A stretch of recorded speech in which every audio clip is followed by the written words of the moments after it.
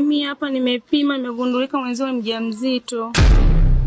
Kwa hiyo tunafanyaje? Yaani kama unavyojua mimi ni mke wa mtu na sitoshe mwanangu kapiga simu anakuja. Unafanyaje? Yaani hapa nilikuwa naomba tu nitumie ile katoa ujauzito. Si unajua mimi mke wa mtu afu sitoshe mwanangu amekaa muda mrefu hayupo. Anataka ibaki miaka 2 hivi hatujaonana naye. Na mimi bado naipenda ndoa yangu, siwezi kuachika hivi hivi. Sikia, sawa? Hilo ni kitu kidogo sana, ni jambo dogo mno. Fanya hivi. Akija. Naomba mgande yani. Umpe mapenzi moto moto, sawa? Yani ikiwezekana mpe asubuhi na jioni iwe kama dozi. Sijui unielewa vizuri? Mimi siwezi kufanya hivyo. Siwezi kumpa mume wangu mzigo ambao sio wa kwake. Siwezi yani kufanya hivyo. Bana, unapaswa ufanye hivyo ili ukwenda wako. Utafanyaje? Naomba tu unipe mia nikatoe mimba. Siwezi mume wangu kumpa mzigo kama huu mimi.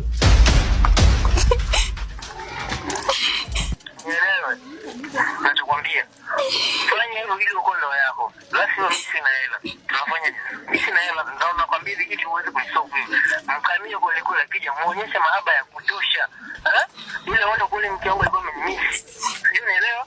Yaani muoneshe kwamba ulikuwa umemmisi. Naye afikiri kwamba kweli mke wangu alikuwa amenimisi sana. Sijui unielewa vizuri? Nitampaje mume wangu mimba sio ya kwake mimi jamani? Inawezekanaje hiyo? Sasa naomba unisikilize. Wewe unaelewa kaka. Ukimwelewa na wewe kitu ni dogo mno, yani kidogo lakini dogo. Tunaweza. Wewe akija. Naomba hiyo simu. Sawa.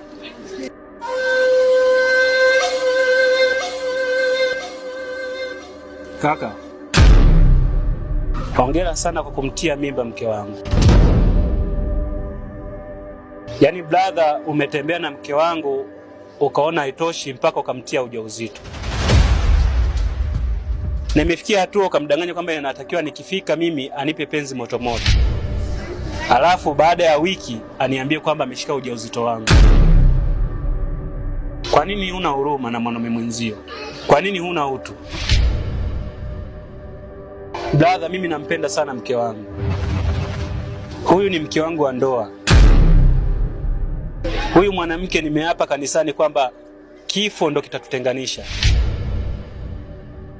Kwa dini yangu ya Roman Catholic ni kwamba wawili watapofunga ndoa